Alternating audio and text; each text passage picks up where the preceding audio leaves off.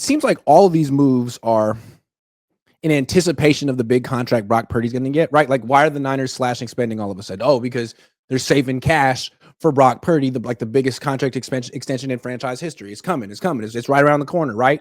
Well, here we are, March 17th, still not here. What do you think the deadline actually is?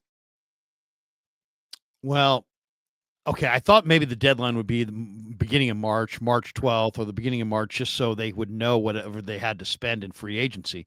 But if the plan was to spend nothing hardly in free agency, then I guess it really doesn't matter if you get them signed around free agency. So I would say, since it's not about that anymore, then it's just about the winning. I would say you got to get him. He's got to be there for the main mini camp after the draft. If he's not there for the main mini camp after the draft, that's the beginning that's when your whole team gets together for the very first time. That will be a bad, bad omen if Brock Purdy is not there for that first mini camp. But Parag isn't going to be like, well, you know what? We tried to play hardball. They didn't go for it. OTA starts tomorrow. You know what? Let's just give him what he wants so we can have our team ready to go. They're not going to win the Super Bowl this year. They know it. They're not putting their best foot forward. They might back into contention, but there would be some luck involved in that. I think from your if it's not Super Bowl or bust, then do what they always do. Take a really long time, make Purdy sweat it out, and if he holds out, that's what you got Mac Jones for. I think there's probably a lot of truth in that. I mean, you don't use words like we want to be ruthless in negotiations if you're planning on caving in May. Right. But Purdy said he wanted to get it done quick. Did Lynch say that? He was like, be nice, but is ruthless. We'll see. I mean, ruthless might mean that you don't get it done at all. Ruthless might be that you tell them, hey man, $5.2 million. You don't like it?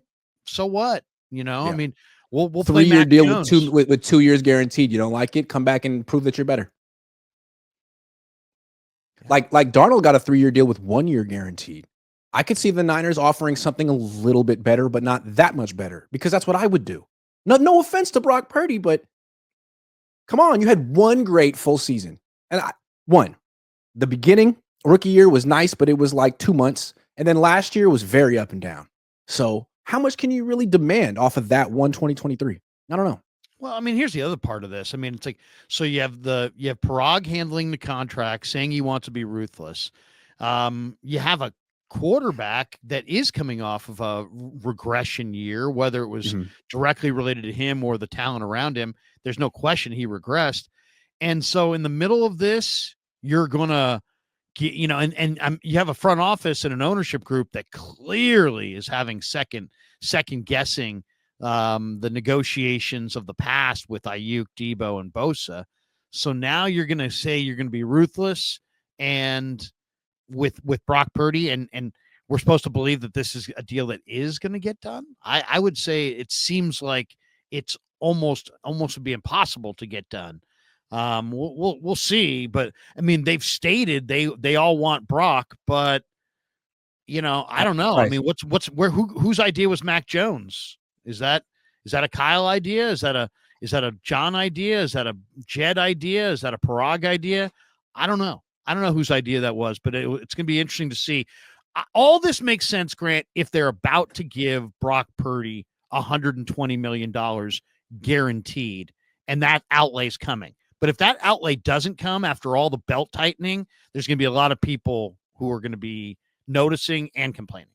Isn't it possible that they're aware that they're going to give Brock Purdy an offer that's far below what he expects? Isn't it possible that the Niners could be like daring Brock to hold out? Like, they want to give him the contract extension, but at the same time, if he doesn't take it, that's a lot of cash they get to save, the Yorks.